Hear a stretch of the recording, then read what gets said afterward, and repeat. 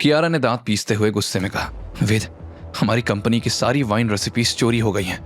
कियारा आगे बताने लगी, हमारे मेन लॉकर से पेन ड्राइव गायब है। अगर ये रेसिपीज किसी राइवल कंपनी के हाथ लग गई तो वो हमारी एग्जैक्ट कॉपी बना सकते हैं और फिर। वेद ने कियारा की बात काटते हुए कहा, और फिर आरके इंडस्ट्रीज की यूनिकनेस खत्म हो जाएगी, मार्केट में कंपटीशन बढ़ जाएगा और हमारा बिजनेस धड़ाम से गिर जाएगा। एग्जैक्टली वेद, इस कंपनी को बिल्ड करने में मेरे पेरेंट्स और फिर दादी ने अपनी पूरी जिंदगी लगा दी थी और अब सब खत्म हो जाएगा। वेद ने कोल्ड लुक देते हुए कहा, वैसे न्यू सिक्योरिटी सिस्टम इंस्टॉल होने का प्रपोजल एक्सेप्ट हो गया था, तो काम क्यों नहीं हुआ? कियारा ने फ्रस्ट्रेटेड होकर कहा, वो अभी इनकम्प्लीट है वेद। टेक्निकल टीम ने कहा था कि कुछ एडवांस्ड फीचर्स का इंस्टॉलेशन पेंडिंग है। मेन वॉल्ट की सिक्योरिटी तो पुरानी ही चल रही है अभी तक। वेद ने सरकास्टिक स्माइल के साथ कहा, परफेक्ट टाइमिंग। जब घर में ताला ही कमजोर हो तो चोर को इनविटेशन की क्या जरूरत? वैसे सीसीटीवी फुटेज चेक किया? कियारा ने हताशा से कहा, वेद, मैं खुद सीसीटीवी देख चुकी हूँ, कोई सस्पिशियस एक्टिविटी नहीं दिख रही, सब कुछ नॉर्मल लग रहा है। वेद ने सरकास्टिक स्माइल के साथ कहा,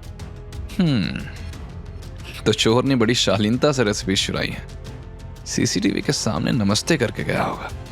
कियारा ने इरिटेटेड होकर कहा, वेद सीरियसली लो इस सिचुएशन को।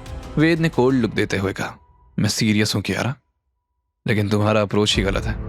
अगर रेसिपी चोरी हुई है तो सिक्योरिटी फुटेज में कुछ ना कुछ तो मिलता है, या फिर फुटेज के साथ कुछ गड़बड़ हुई है।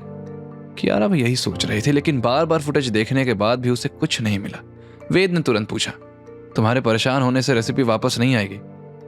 अच्छा ये बताओ, उस लॉकर का एक्सेस किस किस के पास था?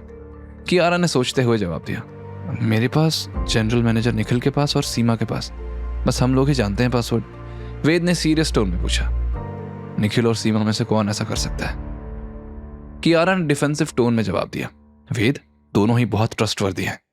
सीमा तो यूजुअली मेरे साथ ही आती जाती है, एंड निखिल, वो 10 साल से इस कंपनी में है, दोनों की ही लॉयल्टी पर क्वेश्चन नहीं कर सकते।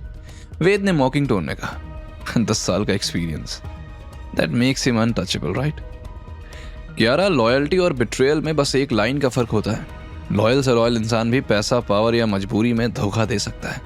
यह सुनकर कियारा सोच में पड़ गई। वहीं वेद ने लैपटॉप पर फुटेज देखना शुरू किया। ये देखते कियारा का मूड ऑफ हो गया। वो तुरंत इरिटेटेड वॉइस में बोली, मैंने ऑलरेडी बताया ना कि मैंने फुटेज देख ली है। Don't waste time Ved, just think of something else.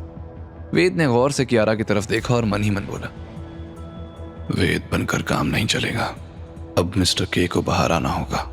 ये सोचकर वेद ने कियारा से कहा, मैं थोड़ी देर के लिए बाहर जा रहा हूँ। कियारा उसे जाते देख और परेशान हो गई। उसे लगा जैसे वेद को कोई फर्क ही नहीं पड़ रहा। उसकी आंखों में आंसू आ गए। मुझे वेद को बताना ही नहीं चाहिए था। अब तक तो वो रेसिपी दुश्मनों के हाथ लग चुकी होगी। अगर मैंने पुलिस केस किया तो सारे एम्प्लॉइज में बात फैल जाएगी और एक बार फिर कंपनी की रेपुटेशन खतरे में आ जाएगी। God help me please. उसी वक्त सबरवाल लिकर लिमिटेड के एक शानदार ऑफिस में एक 30 साल की खूबसूरत लड़की बैठी थी। उसमें एक अलग ही चार्म था और ये थी सानिया सबरवाल, धनंजय की सबसे छोटी बेटी और अमन की दूसरी बहन, जो अपने भाई से भी ज्यादा कनिंग और मैनिपुलेटिव थे। उसके बगल में अमन और सामने सोफे पर यशवंत और समीर सिंह बैठे थे। यशवंत अपने हाथ में एक पेन ड्राइव लहराते हुए बोला, सानिया जी, मिशन सक्सेसफुल। आरके इंडस्ट्रीज की सारी वाइन रेसिपीज इस पेन ड्राइव में है। एक्सीलेंट, आप लोगों ने कमाल का काम किया है। अब आप हमारी कंपनी ज्वाइन करने के काबिल बन गए हैं। आखिर आप लोगों की वजह से ही तो हम आरके इंडस्ट्रीज को बर्बाद करने में कामयाब हो पाएंगे। अब हम उनकी एग्जैक्ट रेसिपीज यूज करके मार्केट में कंपटीशन क्रिएट करेंगे। यशवंत और समीर हंसने लगे और फिर समीर सानिया की चापलूसी करते हुए बोला, सानिया जी, अब तो मैं आरके इंडस्ट्रीज छोड़कर आया हूं, आप जल्दी से मेरा ज्वाइनिंग प्रोसेस शुरू करवा दीजिए। सानिया उसकी आंखों में एम्बिशन देखकर मुस्कुराई और टेबल पर रखे पेपर वेट को घुमाते हुए बोली, वैसे मैंने सुना था कि आप कियारा को पसंद करते थे, क्यों मिस्टर समीर? उसे ऐसे छोड़कर आना मुश्किल रहा होगा ना? वैसे भी कियारा तो शहर की टॉप ब्यूटी है। ये सुनकर समीर तुरंत चापलूसी वाले मोड में आ गया और सानिया की तारीफ करने लगा। कियारा तो आपकी ब्यूटी के सामने पानी कम चाय है, आपकी और उसकी तो कोई तुलना ही नहीं है सानिया जी। सानिया थोड़ा मुस्कुराई लेकिन सरकास्टिक टोन में बोली, बस यही वजह है कि कियारा ने आपको अटेंशन नहीं दी। आप झूठ बहुत बोलते हैं मिस्टर समीर। ये कहते हुए सानिया ने अमन की तरफ देखा। अमन और सानिया ने यशवंत और समीर के लिए भी एक प्लान बनाया था, जिससे ये दोनों बेखबर थे। इधर वेद सिक्योरिटी वालों से बात करने के बाद पार्किंग में आया। आई नो इसमें धनंजय की चाल है, लेकिन कियारा भी अपने एम्प्लॉयज पर ब्लाइंडली ट्रस्ट करती है, इसलिए अब मिस्टर के ही इस मैटर को सॉल्व करेगा। उसने तुरंत गाड़ी में अपना आउटफिट चेंज किया और प्राइवेट एलिवेटर से डायरेक्टली टॉप फ्लोर पर पहुंचा। गेम शुरू हो गया है, अब देखते हैं कि असली चेहरा कौन सा है। वहीं कियारा का जनरल मैनेजर निखिल गुस्से में कियारा के कैबिन के अंदर आया। कियारा उसे देखकर शॉक्ड थी। मिस्टर निखिल आप? लेकिन उसकी बात पूरी होने से पहले ही निखिल ने अग्रेसिव टोन में कहा, मेरा अकाउंट क्यों चेक किया जा रहा है मैडम? कियारा कंफ्यूज होकर बोली, मिस्टर निखिल मैं समझी नहीं। निखिल ने अपनी आवाज ऊंची करते हुए कहा, मैंने इस कंपनी को 10 साल दिए हैं, दिन रात काम किया है और अब मुझ पर शक किया जा रहा है। लेकिन मिस्टर निखिल, कियारा ने एक्सप्लेन करने की कोशिश की। निखिल ने बीच में इंटरप्ट करते हुए कहा, बस मैं जानता हूं कि ये सब किसका आइडिया है। वो तुम्हारा हस्बैंड वेद, मैं सब जानता हूं कि वो तुम्हारा असिस्टेंट ही नहीं, रायजादा खानदान का घर जमाई भी है। उसने ही मेरे अकाउंट चेक करने का ऑर्डर दिया है ना। कियारा को समझ आ गया कि वेद ने निखिल के अकाउंट चेक करने के लिए कहा होगा, लेकिन वो वेद को बचाने के लिए खुद ब्लेम ले लेती है। मिस्टर निखिल, ये मेरा डिसीजन था, वेद का इसमें कोई हाथ नहीं है। निखिल ने sarcastic टोन में कहा, right, do I look like an idiot to you madam? आपको अंदाजा भी है कि मेरे कलीग सीनियर सब मुझ पर हंस रहे हैं, मेरी इंसल्ट कर रहे हैं। वैसे मेरे अकाउंट्स क्यों चेक किए जा रहे हैं? मैंने क्या किया है? Mister Nikhil please calm down. Calm down? Nikhil ने ड्रामेटिकली कहा, अगर आप लॉयल एक्सपीरियंस्ड एम्प्लॉयज के साथ ऐसा ही बर्ताव करती हैं तो मैं आज ही रिजाइन कर देता हूं। मुझे नहीं करना ऐसी कंपनी के साथ काम। तभी पीछे से डीप कॉन्फिडेंट वॉइस गूंजी, रिजाइन? इतनी भी क्या जल्दी है रिजाइन करने की? कियारा और निखिल ने पलट कर देखा तो कैबिन के दरवाजे पर सिल्वर मास्क पहने मिस्टर के खड़े थे।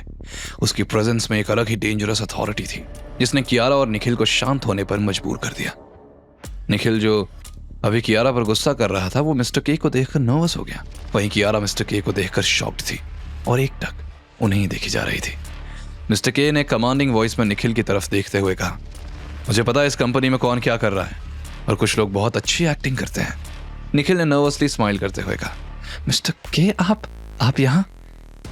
मिस्टर के ने जवाब में, हाँ सरप्राइज, बट आई नो तुम्हें पसंद नहीं आया होगा।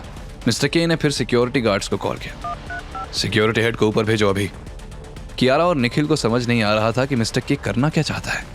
वो कियारा की चेयर पर जाकर बैठ गया और निखिल की तरफ देखने लगा। उसकी आंखें देखकर निखिल का पसीना छूटने लगा। उसने रुमाल निकालकर पसीना पोंछा तो मिस्टर के बोला, फुल एसी में भी पसीना, तुम्हारे अंदर गर्मी बहुत है निखिल। निखिल ये सुनकर घबरा गया। तभी सिक्योरिटी हेड वहां आ गया। उसने तुरंत मिस्टर के को सैल्यूट किया। मिस्टर के ने गार्ड से डायरेक्ट पूछा, निखिल और आर्या के बारे में जो भी जानते हो सब बताओ, और रिमेंबर, सच बोलने वाले को रिवॉर्ड मिलता है, झूठ बोलने वाले को वेल तुम जान जाओगे। सिक्योरिटी हेड ने निखिल की तरफ देखा और हिचकिचाते हुए कहा, सर निखिल सर और आर्या मैम वो बहुत क्लोज हैं और पार्किंग में छुपकर मिलते रहते हैं। कई बार हमने उन्हें साथ आते जाते देखा है और परसों भी दोनों साथ आए थे। आगे की कहानी जानने के लिए देखें अगला एपिसोड सिर्फ पॉकेट एफएम के YouTube चैनल पर, और के फॉर किंग के सारे एपिसोड्स को सुनने के लिए डिस्क्रिप्शन में दी लिंक से डाउनलोड करें पॉकेट एफएम ऐप।